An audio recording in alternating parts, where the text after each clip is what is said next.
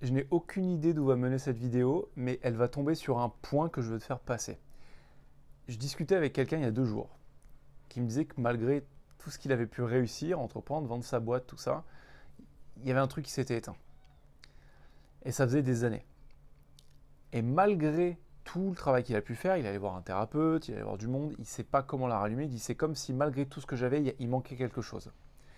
Moi, l'analogie qui m'est venue en fait au moment où il m'a partagé ça, c'est la fameuse flamme qui s'éteint. C'est pour ça que j'ai une bougie, que j'ai un chalumeau, un verre et l'ardoise de ma fille parce que j'ai pas trouvé mieux pour te montrer quelque chose. C'est pour ça que je te dis, je sais pas où ça va aller cette vidéo, mais reste avec moi parce que le point que je vais lever, l'image que j'ai en tête, ça a fait tilt pour lui. Et en fait, c'est la manière dont on interprète les choses et c'est ce qui fait que parfois notre flamme, elle s'éteint. Où on sent que malgré le fait qu'on ait l'impression de tout faire bien, de tout réussir, il y a ce truc à l'intérieur qui est plus là, qui est plus vibrant. Voilà ce que je veux te montrer. Imagine que toi, j'essaie de faire ça joliment, c'est pas joli mais c'est pas grave,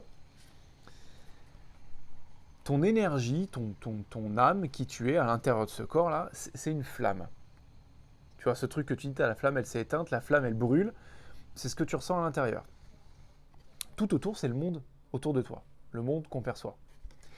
Ce qui se passe en fait, c'est que depuis que tu es petit, tu donnes des significations, tu poses des étiquettes, tu construis en fait ta réalité à travers des jugements.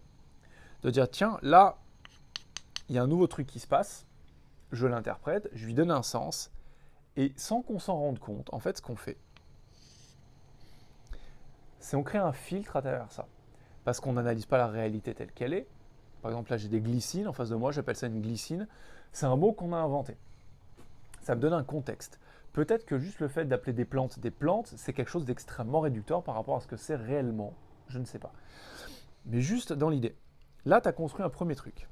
Et tout au long de ta vie, il y a une deuxième chose, par exemple, un deuxième événement qui va se passer, qui a priori t'impacte émotionnellement, que tu ne comprends pas. Et donc, tu construis un sens, une définition autour de ça. Ce qui est intéressant, et tu vas voir après avec le verre un peu plus tard dans la vidéo, pourquoi est-ce que je veux te montrer ça et quel est l'impact pour ta vie en général et ton niveau d'énergie. Plus tu vas faire face à des événements, et il y en a énormément au quotidien, et plus tu avances dans le temps, plus tu les cumules, plus en fait, tu as tous ces événements que tu ne comprends pas. Tu les interprètes via ton cerveau. Ton cerveau, son seul but, c'est de donner des explications, du sens pour te rassurer, pour t'apporter un certain sens de sécurité. Mais avec le temps, tu as apporté énormément d'explications à beaucoup de choses. Et tu te retrouves en fait dans ta bulle de connaissances, dans la création de ton propre monde que tu as construit à travers tes interprétations. Quand je dis que tu as construit à travers tes interprétations, on pourrait passer des heures à parler de ça dans une vidéo. Tellement le sujet est profond, en fait. Mais c'est fondamentalement, pour te donner un exemple très concret, ce qui fait que moi je n'ai pas peur des serpents, que ma femme a peur des serpents. Que ma belle-mère a peur des souris, que moi je trouve ça mignon une souris. On construit tous du sens, une définition de ce qu'est la réalité pour nous, par rapport à nos ressentis émotionnels, par rapport à ce qu'on nous a dit, qui était juste ou pas juste. Mais ce qui fait qu'avec le temps, en fait, on crée cette barrière, on crée notre propre monde. Il y a le monde à l'extérieur, toutes ces petites étoiles que tu vois là. Il y a le monde à l'extérieur, ta flamme au milieu.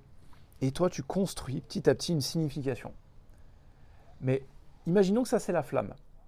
Imaginons que ça te couvre pas la réalité, c'est un voile. C'est comme si chaque brique était une brique de verre. J'en viens à ma petite bougie. Tu vois, j'allume ma bougie.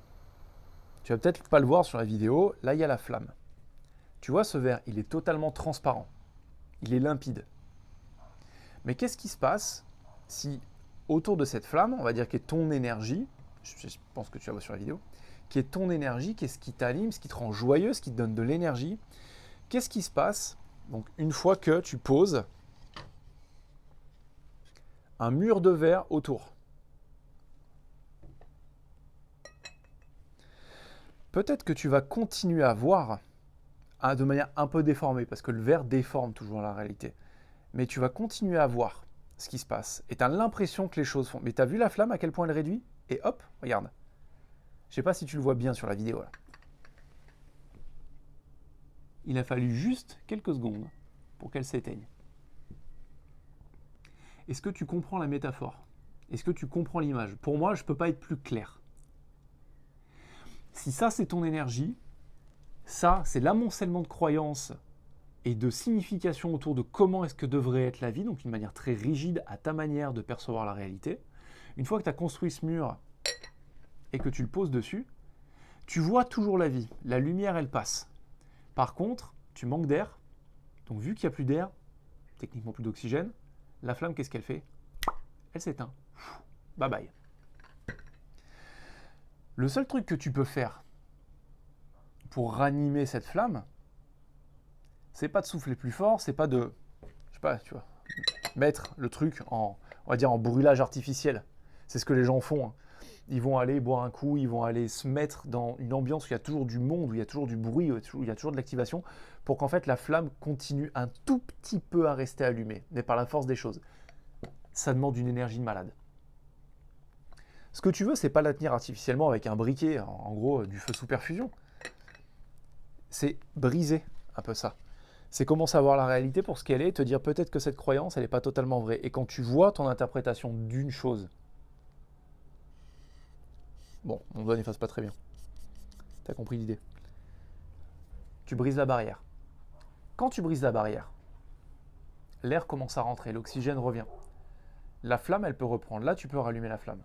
Et elle ne s'éteindra pas. Et plus tu fais ce boulot dans le temps,